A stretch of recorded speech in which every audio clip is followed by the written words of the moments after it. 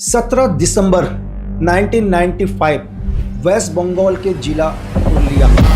यार यहाँ एक ऐसा ऑपरेशन हुआ जिसने हिंदुस्तान को ही नहीं पूरे विश्व को हिला दिया। किसान यार हर रात की तरह सोच रहा था कि आज तो बरसात होगी, लेकिन 17 दिसंबर की रात को बरसात तो हुई, लेकिन पानी की नहीं, हथियारों की।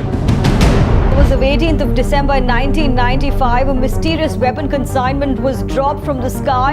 आसमान से हजारों हथियार गिरे, अम्युनिशंस गिरे, रॉकेट लॉन्चर्स गिरे, ग्रेनेड्स गिरे। लेकिन आज 30 साल पूरे हो चुके हैं। कई सरकारें आई, कई सरकारें गई, सभी एजेंसियों ने अपना अपना इन्वेस्टिगेशन किया, लेकिन इस 30 सालों में आज तक ये पता नहीं चल पाया कि ये हथियार हिंदुस्तान की धरती में क्यों गिराए गए।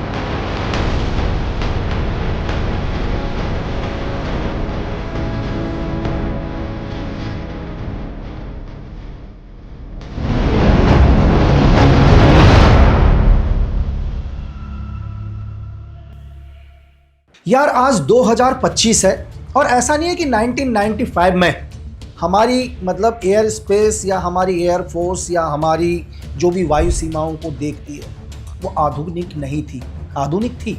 अगर उस टाइम भी हमारे देश की सीमाओं में कोई भी प्रवेश करता तो हमारे रडार्स बता देते बिल्कुल हम आधुनिक थे। और उस टाइम जो सरकार थी, उस टाइम प्रधानमंत्री पीवी नरसिम्हा राव हुआ करते थे यार।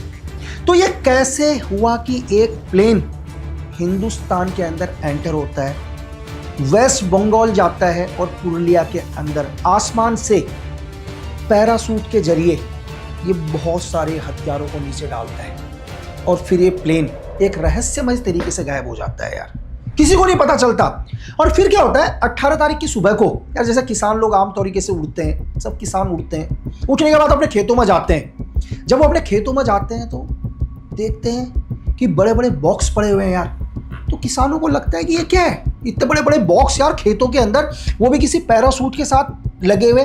तो किसान और जो भी लोग हैं वो उन बॉक्स को खोलकर देखते हैं तो शॉक हो जाते हैं। उन बॉक्सों के अंदर AK-47 रॉकेट लॉन्चर, दुनिया भर का अम्युनिशंस, हैंड ग्रेनेड। और ये एक ही जगह नहीं था, आसपास के 3-4 गांवों के अंदर। और मतलब गांव वालों ने क्या किया, गांव वालों ने जितने हथियार ले जा सके वहां से ले जाए। लेकिन ये बात वहां की लोकल इंटेलिजेंस इनूर तक पहुंचती है, बंगाल की प्रशासन तक पहुंचती है, बात सीधे दिल्ली आती है। और हमारी यार चाहे हमारी जो भी PMO हो, सीक्रेट सर्विस हो, IB हो, RNW हो, MI हो, जो भी है, सबके साथ हिल जाते हैं। एक ही चीज, बंगाल। जब बंगाल में पहुंचते हैं देखते हैं पूरे वेपन्स कहां से आए नहीं पता।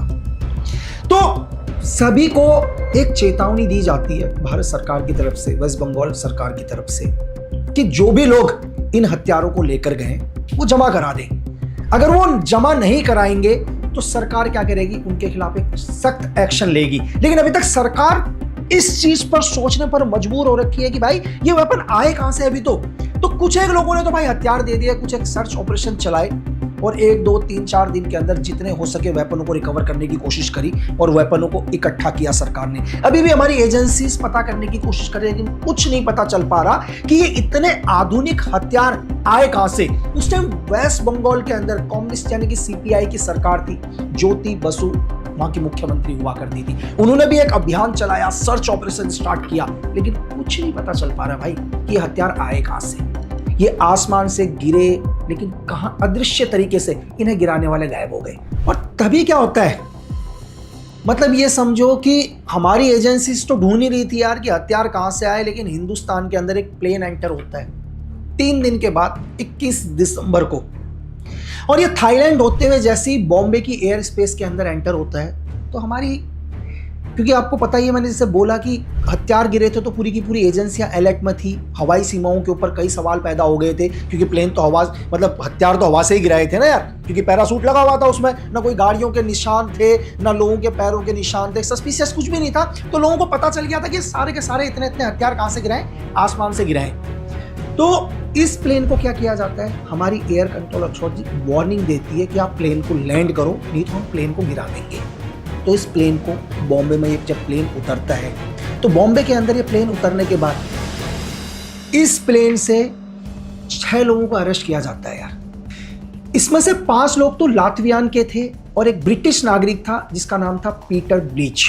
इन 6 को जब अरेस्ट करके लाती है एयर कंट्रोल, जो हमारी एयरफोर्स है या एजेंसीज हैं, और इनसे पूछताछ करना शुरू करती है, और यहां बंगाल से रिपोर्ट आती है कि 300 AK-47 हथियार बरामद हुए, 15,000 से ज्यादा अम्युनिशंस को पकड़ा गया है, कई रॉकेट लॉन्चर पकड़े गए हैं जो एंटी टैंक थे, जो टैंकों को बर्बाद करने के काम पर आते थे या एयर स्पेस के अंदर उड़ते हुए प्लेन को गिराने के काम में आते थे, हैंड ग्रेनेड, कई माइंस, M14, M16, ये सारे रिकवर होते हैं।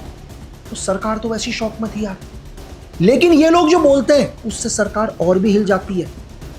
पीटर ब्लीच बोलता है कि मैं इन हथियारों को लेकर आया और मुझे जिम्मेदारी दी गई थी कि ये वेपन्स को एक जगह पर गिराना है, जो मैंने गिराया। लेकिन वो एक बात बोलता है, इससे शौक हो जाती है सारी दुनिया। वो बोलता है कि इस सब की जानकारी भारत सरकार को पता थी।